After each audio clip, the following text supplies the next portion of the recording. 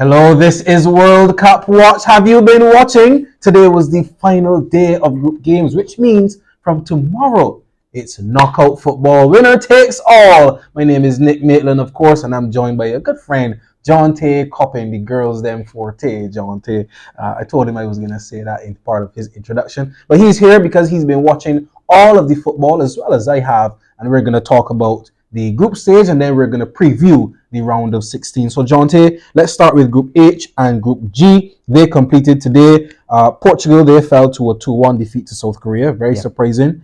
Ghana and Uruguay. Some persons that we know are very upset with this result. Very much so. Even though Uruguay won, Uruguay out of the World Cup along with their arch nemesis, Ghana.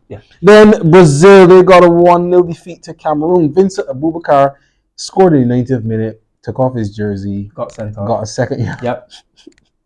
The first player to score get sent off at the World Cup since Zinedine Zidane. Yes. In the 2006 final. And then this big hype game, Switzerland and Serbia. Switzerland winning 3-2 to advance to the round of 16. So Portugal, South Korea. Why is it that all these teams who have already qualified in their final game now they're getting beat? I think it's to do with squad management. Obviously, it's a long competition. If you have hopes of winning it, I think in this kind of heat, you might want to give players off the bench a chance to perform. So that's why you saw Letson Martinez, Jesus play today. But they didn't take their chance. No. So I think that therefore, when it comes time to knockout football, they'll be back on the bench, unfortunately for them. But they've got their chance to shine, which is what the manager can give you a chance. You have to take it. And they didn't. Well, I'm sure that Uruguay, they thought that they had a big chance against Ghana. Uruguay and Ghana, we know from the 2010 World Cup. Everything that happened, even Luis Suarez came out in the media and says he basically doesn't understand why he's the villain, even though he is the villain of football for so many reasons. But he was saying that the referee did his job, sent him off, gave the penalty. Asamoah Gyan missed the penalty. There was another missed penalty for Ghana today. Why is it that Ghana can't beat Uruguay? I don't know what it is. Actually, there's a stat saying that Ghana they missed penalty today. They're the first team to miss 2 penalties against the same opposition. Yeah. So I guess it's just a jinx. They just can't score penalties against Uruguay. And from this result, obviously Uruguay out of the competition too. Do you feel they should have gone on? Do you feel egregious that they should have? Not really. Today was the first time they scored for the competition. 2 well-taken goals, I must say. But if you're going to progress and be competitive in the competition, you have to show more going forward. And they didn't really. That was their best performance. They left it too late, I think. But that's more desperation kicking in. And I think they can have no complaints, although they have quite a few. I don't think they can have many complaints either, but as I said, that won't go well with some persons that we know who have been supporting Uruguay. Very expensive decision from them. Switzerland, Serbia, I thought this would have been a great game. Serbia with the 2 strikers up front, Vlahovic and their record top scorer. The name is escaping me now. Alexander Mitrovic, the name was escaping me. Today as well. Superb. And Switzerland just had more quality, more belief. Xherdan Shaqiri, great game from him. Breel Mbolo again scoring for them. So Switzerland, Serbia, how you saw that? I think it's just Shaqiri's class that shone through today. In tournaments, he steps forward in the Euros and the World Cup. Previously, before that, he comes alive in the tournaments and he just showcases form. I felt bad for Serbia because the 2 strikers performed well. The defense didn't hold out, unfortunately, and lucky for them, they're going home. Unlucky Serbia. Switzerland have gone through. Brazil and Cameroon. As we said, why these teams getting beat in the final game? You watched Brazil Cameroon? Yeah. I think everyone in Barbados watched Brazil Cameroon, and everyone in Barbados is a bit disappointed as to how Brazil lost the game. I think Brazil played well. I think they created better chances, but you have to take your chances. The likes of Jesus have not been prolific for Brazil. Famously, he was pushed to left wing to kind of find a new striker, which was Richarlison. He didn't take his chance, and now we're going to see what Brazil do going forward because the forwards off the bench haven't shown they could perform. So that might play into the manager's decisions in a knockout game where if you need to go off the bench, can you trust Jesus to come on and score it? They might have to look for alternatives. He's had a great season for Arsenal so far, but obviously club football, playing with different persons, that translate much differently in the international scene. Before we go to the round of 16, which starts tomorrow, let's look at the groups quickly. Let's just go through how the group shaped out.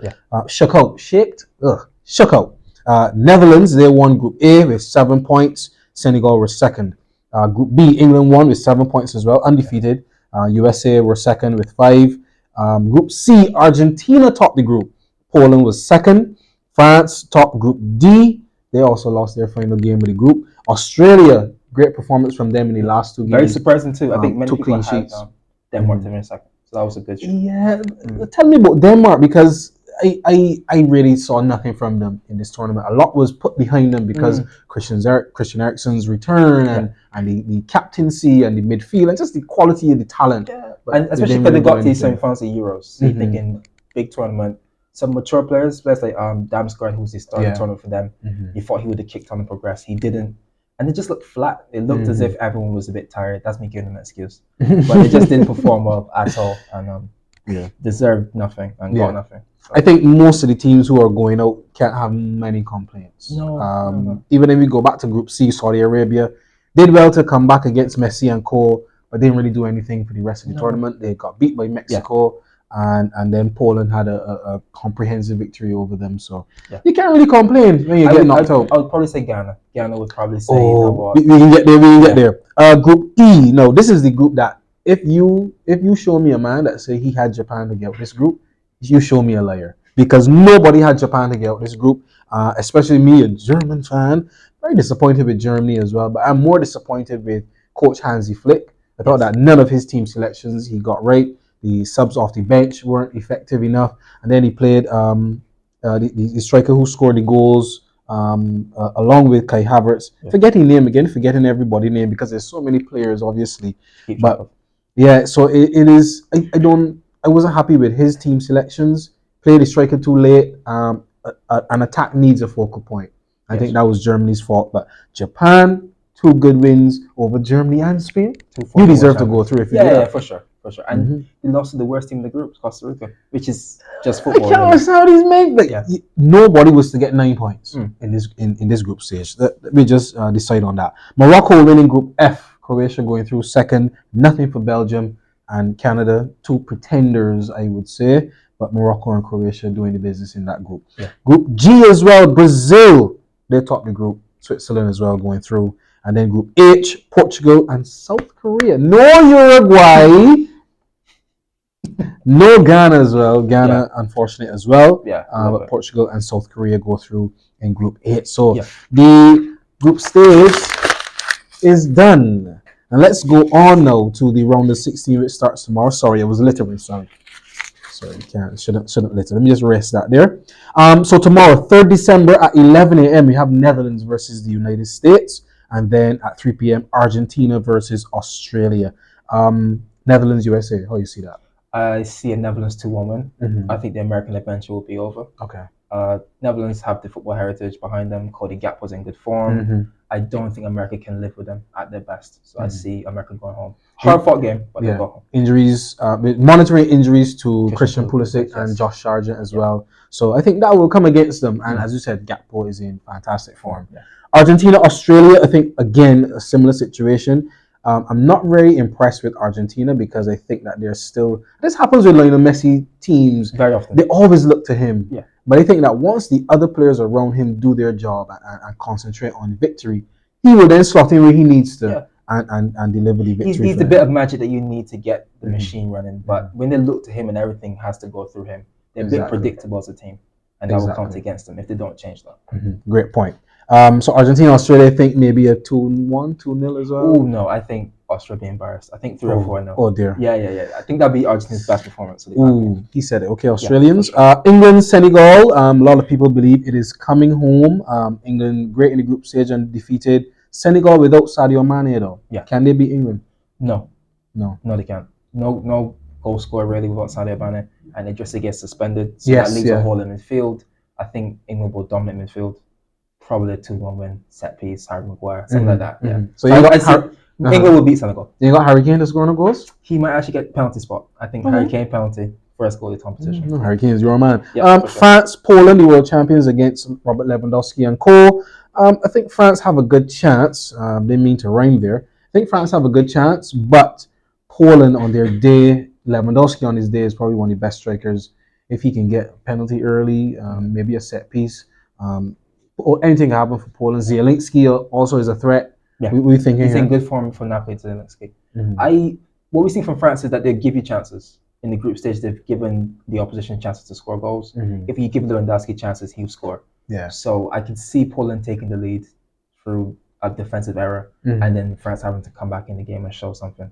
They're too good for Poland, though, and they should really. I can see Kylian Mbappe showing his class, getting a couple of goals, and securing the Golden Boot. Okay. Japan, Croatia. I think that Japan, full of confidence after beating Germany and Spain. Croatia, I love that Croatian golden generation. I think that theirs is truly a golden generation. But Japan might be just too energetic for them. Could be. I mean, it's about two technical sides. Japan being the younger side that might play a role in it. I think Croatia would be too good for them, though. The experience of Modric, the experience of Perisic, Kovacic. I think that'll be too much for Japan. But you never know. Japan has kept surprising us so far. So who knows? Who honestly knows? I would say Croatia. I know a big stat I noticed about Japan as well. I think they had against Spain. They had 18% of the ball. Yeah, I think that was the lowest percentage of the team in terms of possession. Yeah, to win a game in the World Cup. And I think Spain and Germany in those victories racked up over 700 passes.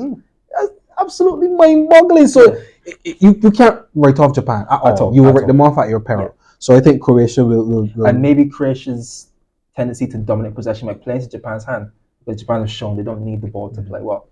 So that Croatia might think about that and say, well, no, you have it. Yeah. You have the ball. Okay. Yeah, that's going to be interesting. Brazil and South Korea. Your guy Son Heung-min, he has a chance to play against the 5-time champions on the 5th of December at 3 p.m. What's going on there? What are you thinking? Son won't get a chance to meet his idol, Neymar, because Neymar won't be fit, I don't think. Oh, no, yeah. But I think Brazil will be too good for South Korea. Really and truly, I'm surprised South Korea got the group, because they haven't really shown any kind of attacking prowess so far in the competition. And Brazil, the people's favorite. I think Brazil, this is a good Brazil team. They should beat South Korea. Okay. Morocco, Spain. I'm very interested in this one. Yeah. Morocco with their good defense and a lot of players who are in form. Spain, I think they've settled on their best 11. Yeah. They know their attacking roles, but after that 7-0 victory over Costa Rica, haven't really seen the Spain that everybody expects. Alvaro Morata, he's a good striker, but he's bailed them out twice. And one of those games, they got defeated. Yeah. Morocco, Spain. You have Morocco to beat them? I have Morocco. I can see a Saïd set piece goal from a corner or something, and I can see Morocco beating them 2-1, 1-0 kind of thing, because you can't rely on Morata to bail you out. Morata is a very unpredictable striker, as we know, and he's been their main goal scorer, which for me is that's a red flag for me. So I can see them crashing out. It is a red flag for me too, but I know the Spanish, their flag is red, so who knows? Portugal, Switzerland. I think this one is pretty even as well. Portugal haven't impressed coming out the group stage, but you can see their quality all over. Switzerland, again, haven't been impressive, but we can see their quality at the back, at the front, midfield, and quality at creativity. Because sometimes you may not have the best passers, but you have a guy who can pick a lot, unlock a defense. So Portugal, Switzerland, that's on the 6th of December at 3 p.m. What are you thinking? Midfield battle. Whoever wins that wins the game. You're going to have Xhaka, Shaqiri in that midfield up against Bruno Fernandes and Neves. If Portugal can dominate midfield and create good enough chances for Ronaldo, he's old now, but he can still finish. If you can get good enough chances to Ronaldo, they'll go through. And they have the threat off the bench that I don't think Switzerland have. Rafael Leao and these kind of guys. They have quality off the bench. So I can see Portugal beating them. It'll be tight, maybe a 91st minute win or something like that. But more entertainment for us. I can see Portugal going through. Superb. So let me look at these brackets here. The winner of the Dutch USA game will play the winner of Argentina, Australia. Yeah. The winner of England, Senegal will play the winner of France, Poland. Yeah. The winner of Japan, Croatia will play the winner of Brazil, South Korea. So we could have a Japan, South Korea quarter final. Like they hosted the World Cup together 20 years ago. Morocco, Spain, the winner there will play the winner of Portugal, Switzerland. So that's how the bracket will go, and so on and so on. So looking forward to these games, and now the group stage is over, no more early mornings. This has been a coffee-fueled 2 weeks, John Taylor, but we're moving on to the knockout round where winner takes all, the business end of the tournament. And let me just remind you, the quarterfinals will be held on the 9th and 10th of December, the semifinals on the 13th and the 14th of December, the third place game on the 17th of December. A lot of people don't care about that, but we're going to watch it anyway. And then the final, the big final, on the Sunday, 18th December 2022. My name is Nick. This is John Tay, the girls' forte. This has been World Cup Watch for another day. So see you later, and see you tomorrow actually for more World Cup Watch.